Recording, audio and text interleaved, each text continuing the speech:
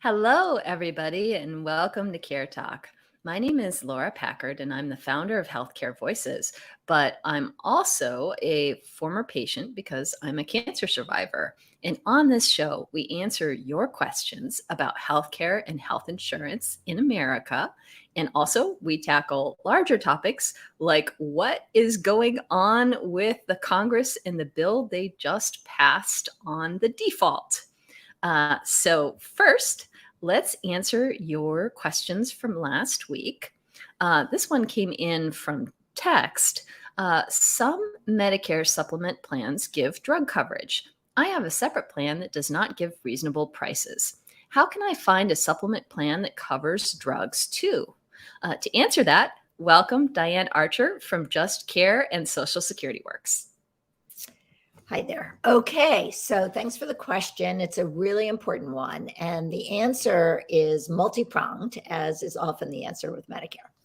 The reality is that in the individual market, if you're buying insurance to supplement Medicare, to supplement your traditional Medicare coverage, to fill gaps in Medicare, and that insurance is sometimes called Medigap insurance, you do not ever get coverage for your prescription drugs.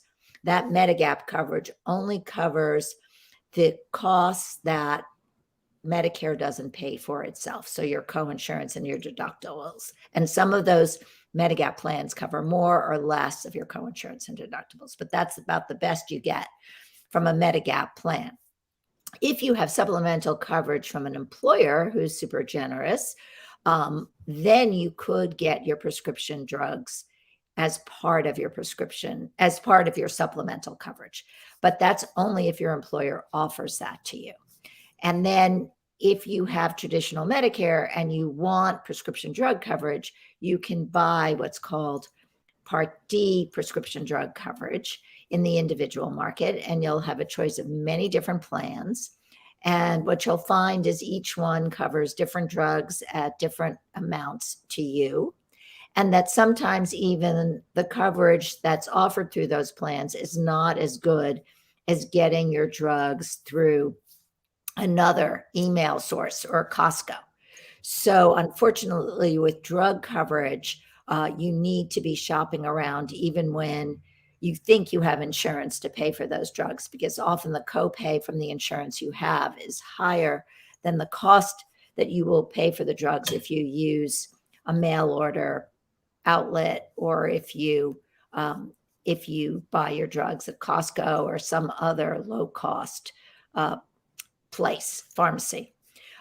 You can also, if you choose, but there are a lot of trade-offs here, get your prescription drug coverage in a Medicare Advantage plan. But when you do that, you give up a lot of access to doctors, and you have less control over whether your care will be covered, because the Medicare Advantage plans make their own decisions about what's medically reasonable and necessary, and don't often defer to the treating physician, or in many cases do not. And so it's just easier if you're able to afford traditional Medicare and have supplemental coverage in Part D to get your prescription drug coverage through traditional Medicare with Part D. Thanks, Diane. Our next question is from Ronnie, who wonders, don't you practically have to have no assets to qualify for Medicaid? And to answer that, welcome Aleka from Health Sherpa. Thanks, Laura. It's a really good question, and it kind of depends on which pathway through which you qualify.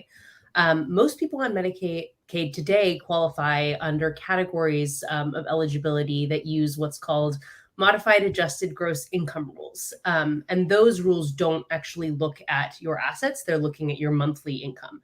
So categories like, for example, if you are pregnant, if you are a child or a parent, or if you're in a state that expanded Medicaid and you're a low-income adult who makes under it's 138% of the federal poverty level. In those cases, they're not going to look at your assets. Where that tends to come into play is categories like if you're qualifying for Medicaid and Medicare due to age or disability. Thank you, Aleka. And let's see, our next question. Did you want to add anything to that, Diane?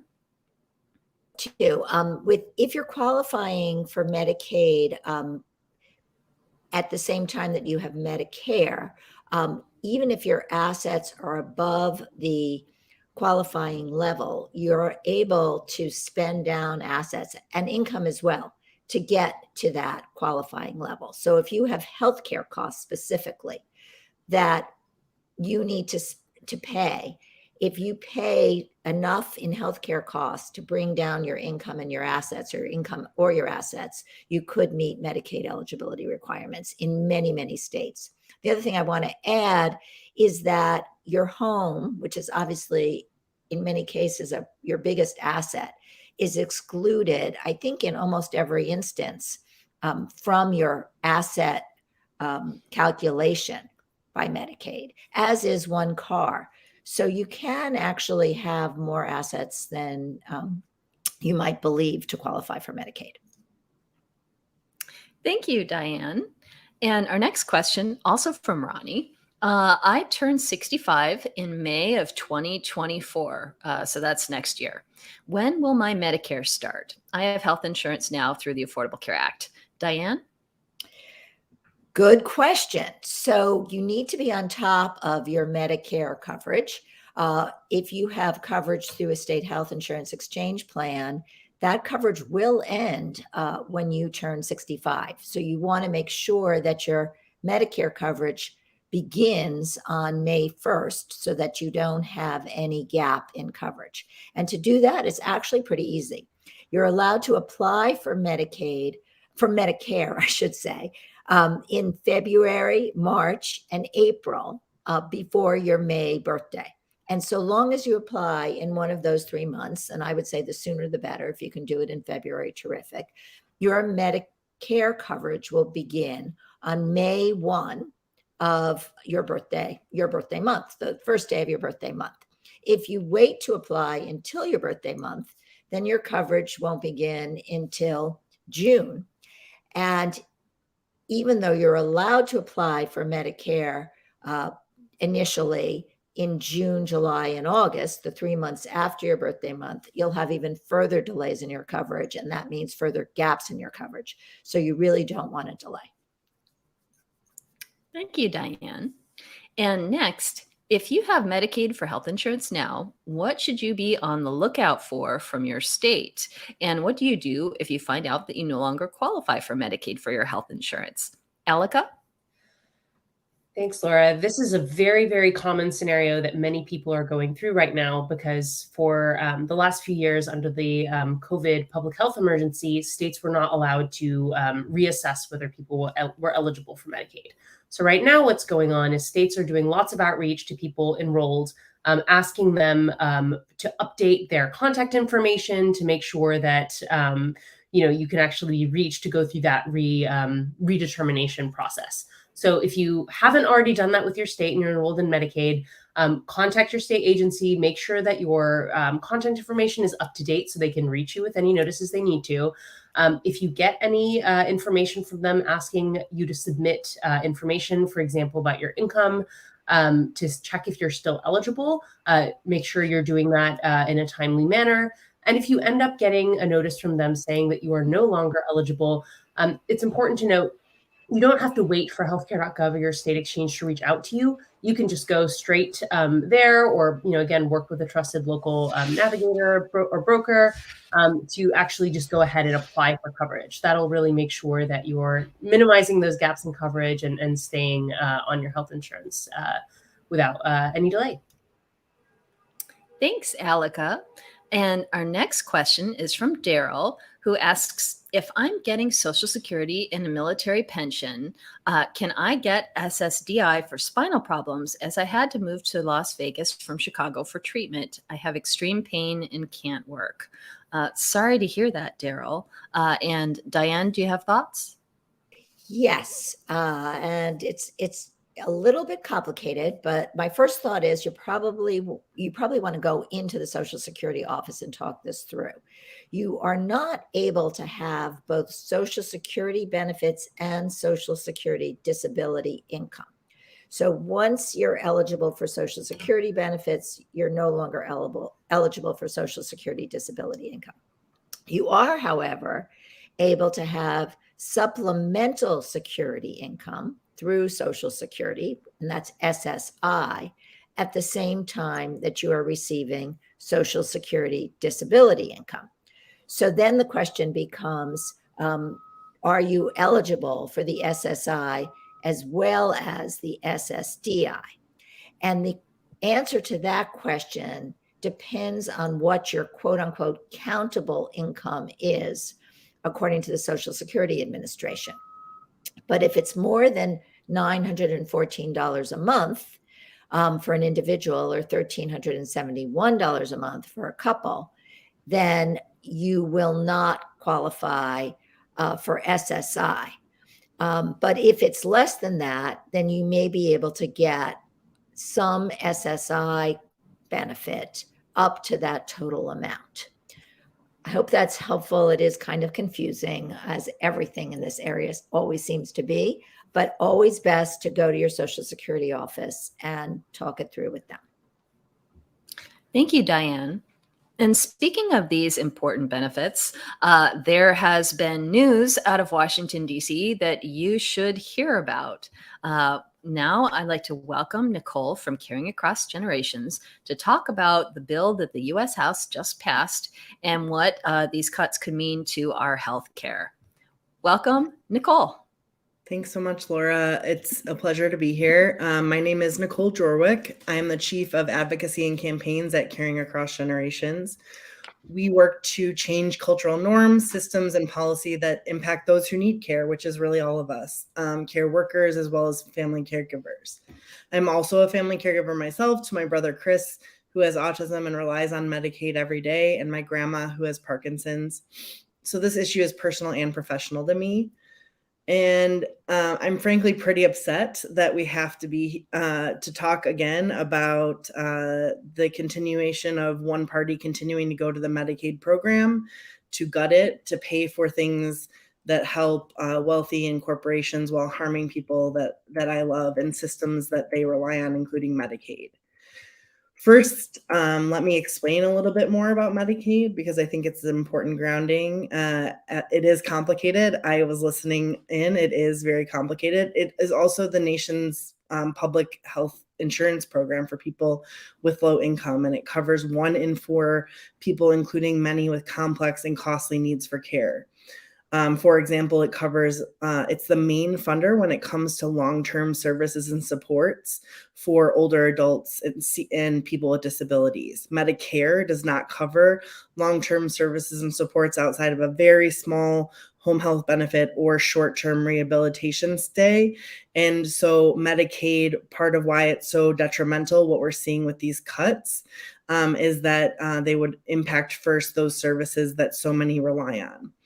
Medicaid finances nearly 1/5 of all personal health care spending in the country, providing significant financing for hospitals, rural health centers, community health centers, physicians, nursing homes, and jobs, obviously, in the sector. There is a bill, as Laura referenced, the Live, Grow, Save bill, and I need to use air quotes for folks that can't see me doing it, that passed the House late last week. And what it would do, among many other things that would be harmful to healthcare overall, is that it would cut the Medicaid program by $110 billion at least. We're still waiting for the full score.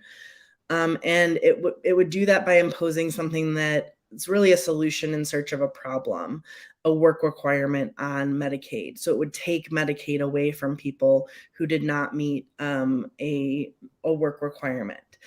Which is really confusing, because 70% of people that are currently on Medicaid are working.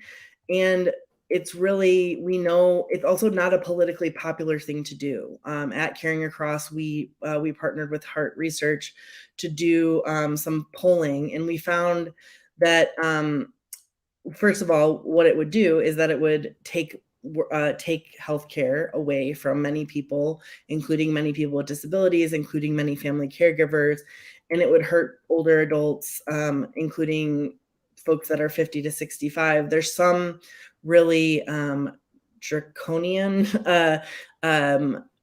exceptions in the work requirement that includes things like being declared incompetent by a doctor in order to get out of it, and just adding layers of bureaucracy and paperwork that states don't want to deal with and that people certainly don't. But again, we know that these are not politically popular ideas. We know that by 58% to 42%, voters oppose a proposal that would take Medicaid away from people who do not meet these work requirements. And we also know that voters are more concerned that many people in poor health or who have a disability could lose their health care, that's the 58%, than people abusing the system. The work requirements are unpopular and will slash the federal investment in Medicaid. And states won't pick up the tab. We know that states are actually desperate for funds to build Medicaid, particularly Medicaid home and community-based services. Those are things like home care, job coaching. When the American Rescue Plan Act passed, it included a 10% increase in federal funds to support access to those services, and every single state, red or blue, took that money up. Now, Republicans don't want to add money, but to take it away. Again, at least $110 billion. And with cuts that big, states will have no choice but to cut optional programs, and optional programs include home and community-based services. I already talked about how Medicaid is the main funder when it comes to these services. So in a time when there's a workforce crisis, when we're already struggling to fulfill the need for these services, this huge and far-reaching program, the Medicaid program, is going to be gutted. It's even more confusing as to why they continue to go after this program, because in addition to doing polling on work requirements, we looked at the popularity of the program overall. And the proposed Republican cuts would risk healthcare coverage for 8 million seniors, cut coverage for more than 3 million children of active military members and veterans, as well as children of low-income families, and threaten health coverage for people with severe mental and physical disabilities. The survey findings that we did in our polling found that 84% of voters think that Congress should place a higher priority on protecting Medicaid from harmful cuts and would reduce access to care, while only 16% would think that cutting it should be a priority. So if 84% of the country thinks that you should be protecting it, and even more, and 93% of folks think that we should be expanding it, then why is this something that keeps coming back as a program that needs to be looked at? This, as I already said, it is also bigger than Medicaid. There would be cuts to veterans healthcare, and just generally when you're threatening the program overall. Last week, the Health and Human Services Agency said that 21 million people would be at risk of losing their healthcare. So whether you're covered by Medicaid or not, there's additional risks because of the overall threats included in this legislation. So really sorry to be here to talk about such stressful news, but glad to be here to raise the alarm, because it is a really important time for us to be talking about these issues and making sure that we can stop it from getting anywhere in the Senate and beyond, and also remind folks that they should stop coming for Medicaid. So what happens next? The House just passed this bill. But what happens next? And keep in mind, we know that we're going to hit default sometime in the next couple months, they think. Yes, and actually, I just saw in my email that Secretary Yellen said it could be even June. So we're kind of all figuring out what the timeline is, but the bottom line is that we have to fight against this moving forward. And so what's next is that we have to make sure that the Senate doesn't see this as something that's worth looking at all. In 2017, when even larger cuts were proposed to Medicaid, and obviously a huge gutting of the Affordable Care Act, and paying for it with that gutting of Medicaid, they went too far. And we're hoping that that's what they did here, so that we're hearing from Leader Schumer that Democrats are going to stand united against the proposals included in that legislation, which, because they have the majority, should mean that there isn't a path forward. President Biden has also been really clear that obviously that cuts to Medicare and Social Security are off the table, but he's also been clear also that includes Medicaid. So hopefully in the Senate, it won't even get a conversation, and we can move more to a conversation about getting through the debt ceiling conversation without any sort of cuts to discretionary spending, including Medicaid and other healthcare. So if someone's listening right now, what can or should they be doing to make sure that these terrible cuts to our healthcare don't happen? Yes, everyone should be reaching out to their legislators, especially senators at this point, because it will be moving to the Senate for consideration, letting them know about the needs for care that you have. Everybody has a care story. Everybody has an access need or has a family member who has an access need. You don't have to be an expert on these policies or know what funds what, but you do need to know that Medicaid is an incredibly important insurer for this country, and that generally that we need to be investing in, not cutting healthcare spending. That simple message, along with a story of why it matters to you as a constituent, is what we need to be raising, so that A, they know that they need to keep their hands off, and B, we know that everyone knows that we're going to be coming back and asking for more investment. And does it make sense? So right now, the key thing is contact your senators, but does it also make sense to contact your representative, especially if they voted for this bill, and make sure that they're really aware of how this would affect their constituents, Absolutely. yourself? Yes. Thank you, Laura, for raising that. That's incredibly important because, again, we're going to be coming back for more investment. So even whether it's right after you're done contacting your senator, contact your representative, definitely take a look and see how they voted. Democrats, there were no Democrats that voted for the bill, but there were 219 Republicans who did. We can make sure that the list is available and make sure that they know that, it was really frustrating because a lot of the attention that was being made to kind of last minute deals to get the votes to make the bill pass, they were focusing on things like ethanol and other pieces that, sure, have an impact on the livelihood of some people, but we have to make sure that you're also reaching out to your representatives so that they know that Medicaid and access to healthcare is also an issue that has a constituency that is going to keep coming back and keep coming back. And can you tell us a little bit more about caring across generations and how people can get involved in your work?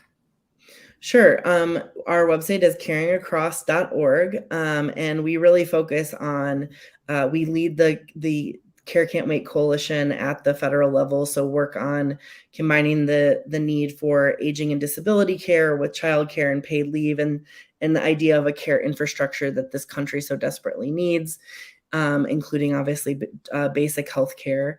And we focus on doing that through policy change, through coalition building, and through culture change, because we really know that whether it's healthcare or long-term care or other care needs, that those are not something that are individual responsibilities, that these are issues that need collective solutions and government solutions to solve. And so that's really, we focus on also the culture change to make sure that everybody sees that care is something that we all have in common. And people should be paying attention to the news, too, as this fight continues, because the House just passed something, but the House and the Senate and the president all need to come together. So we don't know what's going to happen. And that's why your voice is so important to be heard, that contact your senators, your representative, make sure they hear from you. Don't cut our health care. So thank you very much for joining us today, Nicole. Thank you, everybody, for listening. Please keep calling and texting in your questions, and we will get you answers in future episodes. And also, take the time now to contact your senators, contact your representative. They need to hear from you as they are debating important changes to our healthcare system, amongst other things. So they need to hear from you, and especially if they voted to cut our care, they need to hear from you why that is bad and why you don't want them to do it again, because this issue is not over. this crisis is going to continue for the next couple months. So now is when your legislators need to be hearing from you. And we're always glad to hear from you at Care Talk. Please keep calling and texting in your questions, and we'll get you answers in future episodes. Thank you. Thank you.